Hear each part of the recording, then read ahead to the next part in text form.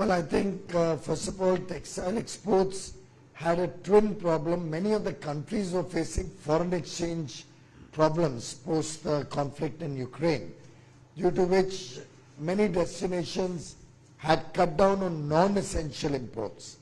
For example, we sent 100 containers to Egypt, but they didn't have the foreign exchange to pay for it, so those containers had to come back.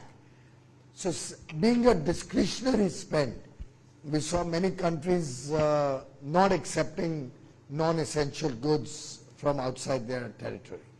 Another reason was post-COVID, there was a lot of pent-up demand and people were purchasing large quantities of products, again discretionary products like textiles, gems and jewelry and all of that. But soon after the Ukraine conflict, inflation went up by leaps and bounds. And due to the growing inflation and the stress in economies which had stopped growing, we saw inventories getting piled up and people slowed down their procurement until those inventories reduce. I've been engaged with the export promotion councils very regularly, almost I meet them every 3 or 4 weeks. And the latest information is that most of that inventory is now consumed. Economies are starting to get back into shape. I think the world has kind of learned to live with the challenges and crisis. And they report to me that once again, textile exports, and the figures also seem to suggest that textile exports are up again. There's a second element to your question. If you recall, cotton exports and yarn exports were at an all-time high last year because of very high prices prevailing across the world. And India being a large producer of cotton, we were able to export large quantities of cotton and yarn.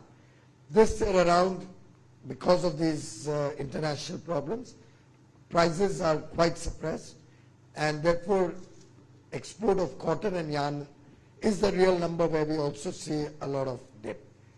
We hope to see that also reigniting in the next year starting 1st of April. Finally, as regards Bangladesh, it's a less developed country. So I'm sure you're aware that less developed countries have duty-free access to Europe, to UK, to many other economies including US. We enjoyed that benefit once upon a time when we were a less developed economy. But as we've moved up the cycle, we are today now a developing economy.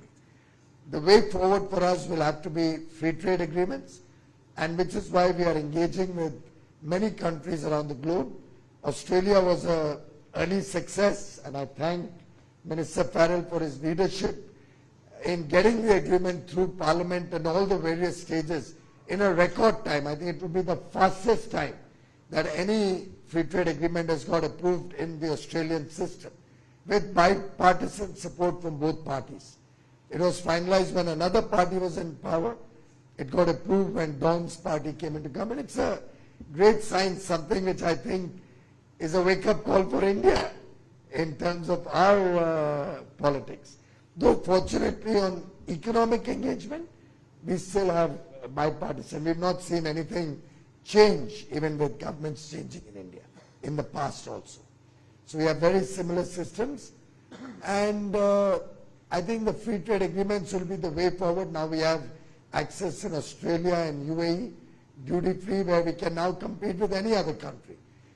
UK, EU, Canada, Israel, potentially GCC soon. All of these are also work in progress and will be the way forward to compete in a situation where a less developed country has certain advantages over the others. Bangladesh also loses that benefit after a couple of years, 2 or 3 years.